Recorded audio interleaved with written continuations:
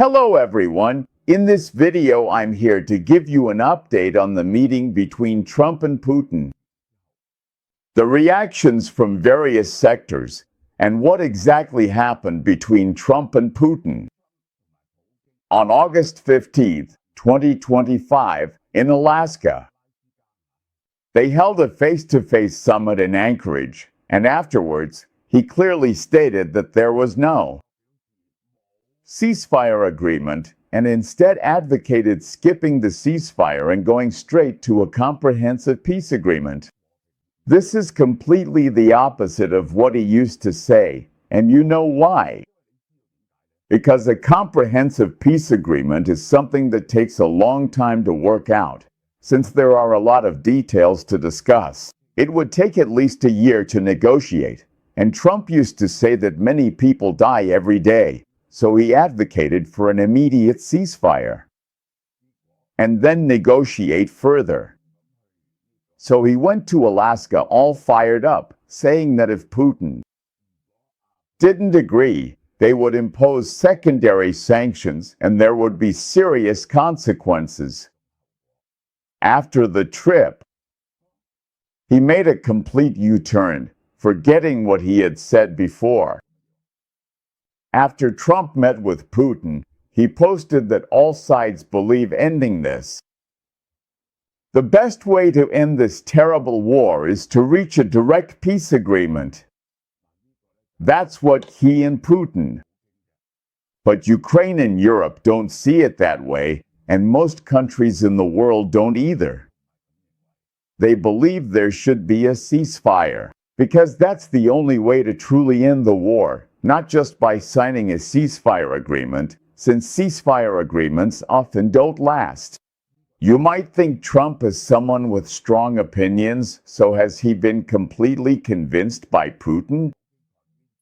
I just want to tell him, even the Korean War ended with a ceasefire agreement, and it's lasted until now over 70 years. If a ceasefire holds long enough, eventually it can lead to a peace agreement. Back then, you said every day. 2,000 people dying every day. I can't stand it. We need an immediate ceasefire, or else I'll deal with Putin. But that never happened. Trump said that Putin suggested if Ukraine gave up Donbass, they would freeze the front lines and stop fighting. He told Zelensky, Russia is a very big power. Ukraine gotta make a deal. Taking Russia's side and threatening Ukraine, what does that even mean? I just find this really strange. Two presidents sitting together, what exactly did they talk about inside? You can't help but suspect that Putin hinted at something again, and Trump has some kind of leverage in his hands. In the end, Trump backed down. He hinted that he might provide some security guarantees in the future, something he had always refused to do before. Just to ensure security, he could make certain commitments, but he didn't mention any military involvement. And his relationship with Putin is fantastic. He hopes to arrange the next round of talks and doesn't rule out going to Moscow. He has completely let Putin off the hook. This has made Putin return to the center of the world political stage. According to several European officials, Donald Trump has made concessions, willing to let Ukraine enjoy collective defense guarantees similar to NATO's Article 5, even if Ukraine does not join NATO. If Ukraine is attacked, NATO will guarantee Ukraine's security. In other words, if Ukraine is attacked, it will receive collective defense from the US and others. The Wall Street Journal reported on the 16th that the US is willing to provide security guarantees to Ukraine. This is a major concession on their part. They hope to use this to persuade Zelensky to be willing to give up territory, which is seen as a major shift by Donald Trump and the U.S. approach to ending the Russia-Ukraine war. Finally, the U.S. is willing to get involved. In calls between Donald Trump and Europe, it was indicated that security guarantees might include U.S. support. European-led security forces operating in Ukraine. So what does that mean? Simply put, that is, Putin has made a concession, allowing volunteer forces from countries like the UK, France, and a few others, Denmark, for example, to send troops to Ukraine. And the U.S. guarantees to provide them with intelligence, satellite, technical support, and weapons. However, there is no commitment to station U.S. ground troops. In addition, there are bilateral security guarantees. So what are these bilateral security guarantees? The U.S. also promises to ensure that Ukraine will not reclaim those territories. This is a commitment to Russia, and in return, Russia also promises not to attack Ukraine again, including against the Western Volunteer Coalition led by the U.S. This volunteer coalition is stationed there, providing financial and military aid to the Ukrainian forces. At the summit, Putin stated that as long as Ukraine withdraws from Donetsk and Luhansk, he will order a halt to offensives in other directions. Donald Trump passed this demand on to Zelensky, but Zelensky has already rejected it. Putin's negotiation stance is clear. He does not accept a ceasefire before a comprehensive agreement is reached. This is the first real test for Donald Trump. Trump responded, saying there must be a ceasefire, a deadline for a ceasefire, and if there is no ceasefire, then a full ceasefire is needed. It could take another year or two, and he has put forward 6 conditions in exchange for peace. First, Ukraine must give up the entire Donbass region. Second, return small occupied areas. These are in the northern Sumy and northeastern Kharkiv regions, and possibly others. There might also be the Zaporizhzhia nuclear power plant. That's about it. In other words, the troops currently stationed in Zaporizhzhia and Kherson will not withdraw. He also put forward 6 points. Recognize Crimea as belonging to Russia. Other places don't need to be recognized, but Ukraine must acknowledge Crimea. Ukraine must not join NATO, and sanctions against Russia must be lifted. These are all conditions put forward entirely by Russia. Among these 6 points, Russia also demands that the Russian language be granted official status in certain regions of Ukraine, meaning there would be 2 official languages. Those areas must have 2 official languages, Ukrainian and Russian, and allow the Russian Orthodox Church to operate freely in Ukraine. Kyiv recently passed a bill banning religious organizations with ties to Russia, but it hasn't been strictly enforced. These things don't really matter much. CNN reports Zelensky had a 1.5-hour call with Trump, meeting on the 18th to discuss ending the war. Zelensky thanked him for the invitation. Zelensky has learned to flatter Trump. However, Ukraine will participate in trilateral talks but won't cede territory.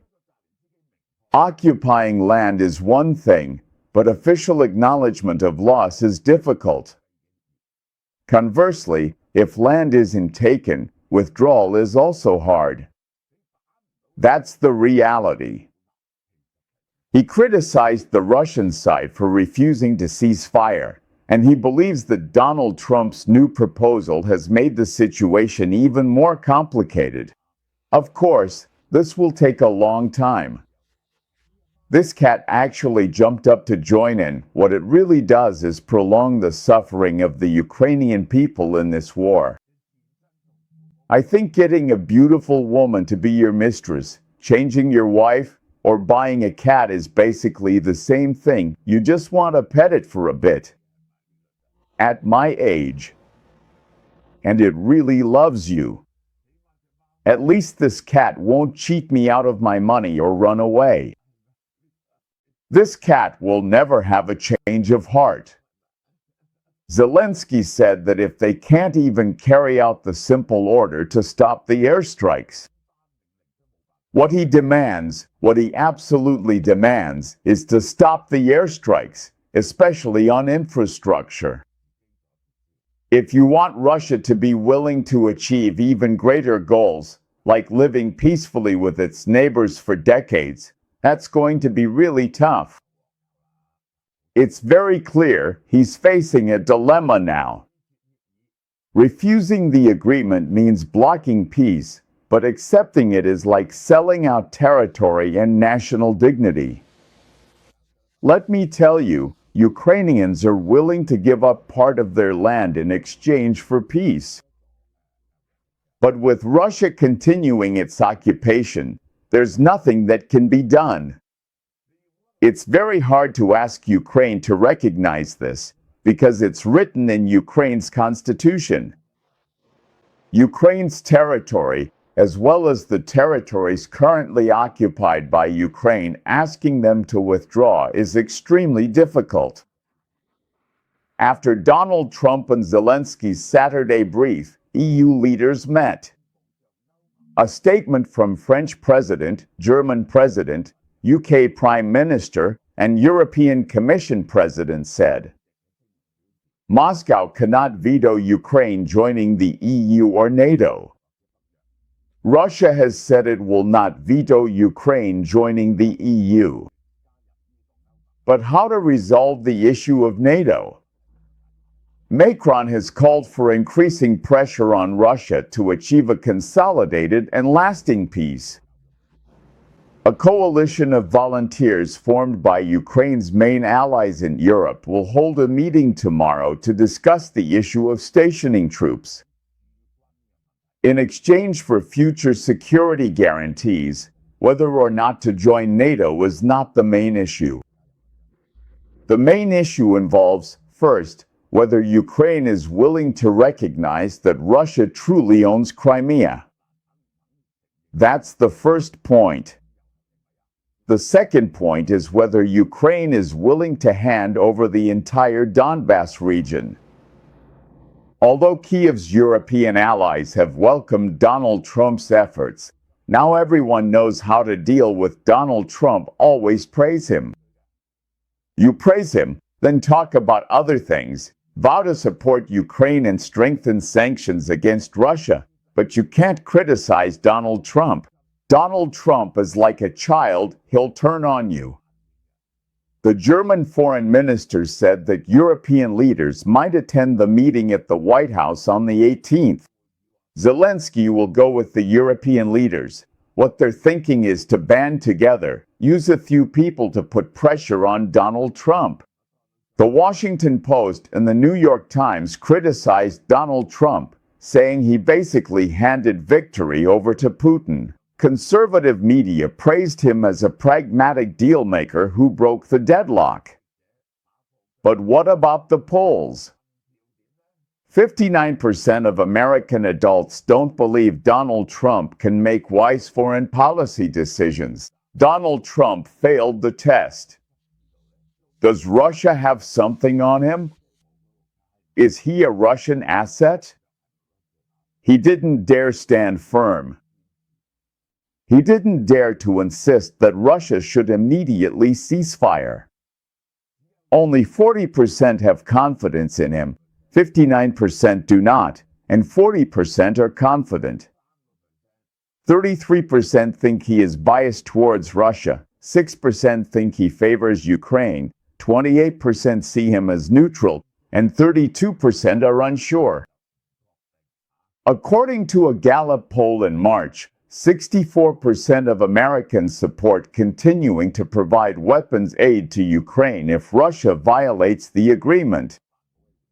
Most Democrats and independents support this, and even some Republicans do as well. 46% of people think the US has not done enough to help Ukraine. This is a new high since the outbreak of the war. There have also been changes within the Republican Party. Why has this change happened? Because it was stirred up by Donald Trump. He demanded a ceasefire, claiming that Putin doesn't want to stop the fighting. Support among Republicans has risen by 21 percentage points, and now a majority, 51%, support providing military aid to Ukraine. It went up by 21%. Once again, I'm disappointed. In the end, it proves that Putin, the old fox, is even more cunning than Donald Trump. We also suspect that Donald Trump has something on him. He went in all aggressive, demanding a ceasefire, and then came back talking about permanent peace. Meanwhile, Russian troops are attacking Ukraine every day. So what are we supposed to make of this?